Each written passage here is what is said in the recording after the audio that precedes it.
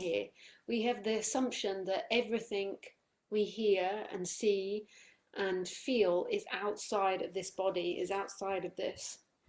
And we have this energetic distinction between inside and outside. There is a me in here, there is an experiencer in here experiencing that outside, when really there is simply experience. There's not even something aware of experience. The consciousness, you could say, is in whatever is appearing. There's nothing actually conscious of it. There's nothing separate from the appearances. So the seeing is the appearances, the hearing is the appearances. So the sound of the aeroplane is it. There's a functioning that seems to go on where a body hears and there's this consciousness of it, but none of it's actually separate like that. There's nothing actually hearing the object out there. It's all one and the same movement.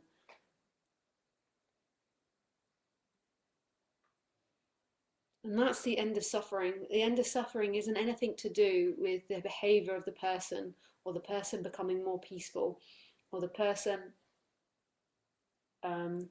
acting in a certain way. That's what everybody, until waking up, thinks happens, that in some way the characteristics change, because that's the only way they could possibly talk about it. You can't talk about it waking up not being a personal thing. You wouldn't have any qualities of it. The energetic movement from being someone experiencing the world to simply the world, or to simply what is, not even the world, isn't a thing. So what spiritual seekers do is they always obsess about the behavior of the body, and they think that it's about not getting angry or getting over something quickly, or acting in a certain way, like being generous or not being tight with money, because that's things that you could see. So that's a movement in time that somebody could see. So most of the time when non-duality is being talked about, its focus is on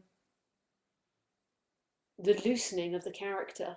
That might be a side effect of waking up, but what waking up actually is the end of the divide between inside and outside.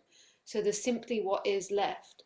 And what is isn't like what the person thinks. What is isn't anything describable. It's not a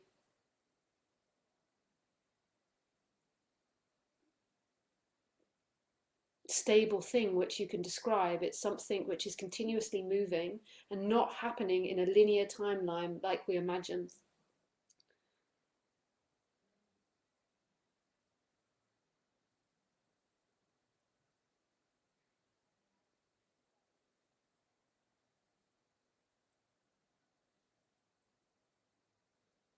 So there's not somebody now that's experiencing the garden, that's experiencing the windows, that's experiencing these bodies.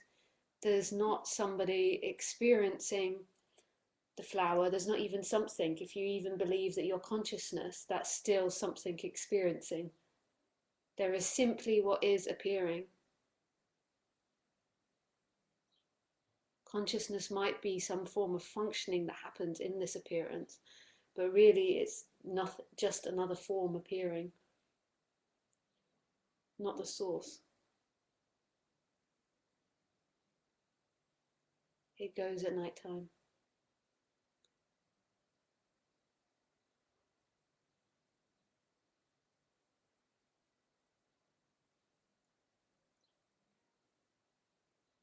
So, is there like a constant sense that this is a dream in a way?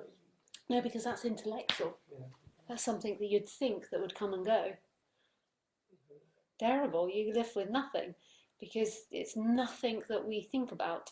Even the idea of the collapse of something is again something we describe in thoughts, and thoughts come and go in this, and as something that are human, that belong to humans in the human world.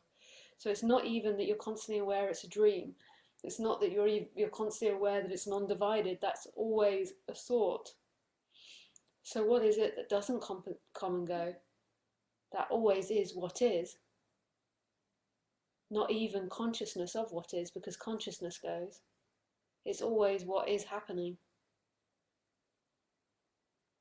And that's home. And you understand why a lot of speakers that are being translated are always pointing about something about the moment. It's got to be in the moment. And it's not really to do with the moment, but it's the end of looking at this through the dream of time, or the dream of me and you and what we know.